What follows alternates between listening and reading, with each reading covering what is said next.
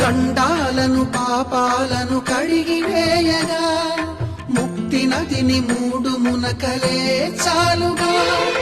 జలది వెనతలకు పోసె జనని గంగా భవాని ఆమె అండ మంచుకొండ వాడని సిగ పూదండ గంగోత్రి గంగోత్రి